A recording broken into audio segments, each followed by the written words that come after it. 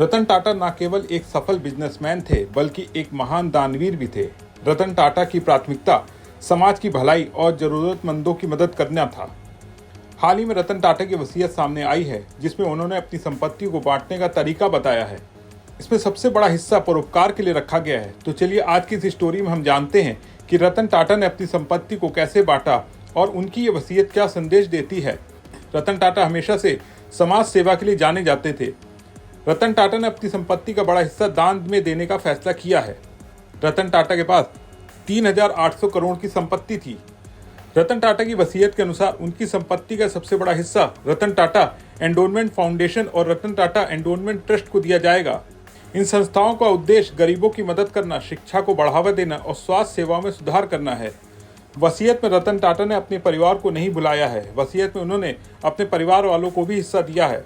रतन टाटा ने अपनी सौतेली बहनों शिरीन जेजिमॉय और डीना जेजिमॉय को 800 करोड़ रुपए की संपत्ति दी है। रतन टाटा ने अपने भाई जिमी नवल टाटा को जुहू का बंगला, चांदी के सामान और कुछ गहने दिए हैं। इसके अलावा मोहिनी एम दत्ता, जो टाटा समूह की पूर्व कर्मचारी थी, उनके बहुत करीब थी, उन्हें भी उनकी संपत्ति का एक बड़ा हिस्सा दिया गया है। वसीयत के मुताबिक 800 करोड़ की संपत्ति मोहिनी दत्ता को दी गई है। रतन टाटा के पुराने मित्र मेहली मिस्त्री को अलीबाग की प्रॉपर्टी और 3 गन दी गई हैं।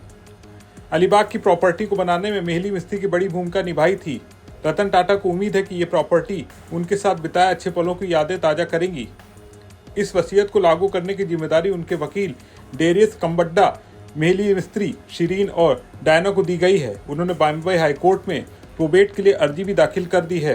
प्रोबेट वो कानूनी प्रक्रिया है जिसमें कोर्ट वसीयत को मान्यता देता है और फिर संपत्ति बंटवारे की इजाज़त मिलती है। इसमें करीब 6 महीने लग सकते हैं। इसके अलावा रतन टाटा ने अपने सहायक शांतनु नायडू का भी वसीयत में जिक्र किया है। शांतनु नायडू का स्टूडेंट लोन माफ कर दिया गया है। रतन टाटा के पड़ोसी जेक मलाइटे का एजुकेशन लोन भी माफ कर दिया गया है। रतन टाटा की वसीयत से पता चलता है वो अपने दोस्तों और सहयोगियों को काफ़ी तवज्जो देते थे। इसके अलावा रतन टाटा को जानवरों से गहरा लगाव था। उन्होंने अपनी वसीयत में अपने पालतू जानवरों के लिए 12 लाख रुपए की राशि निर्धारित की है। उनके हर पालतू जानवर को हर तिमाही 30,000 रुपये मिलेंगे ताकि उसकी देखभाल में कोई कमी ना हो।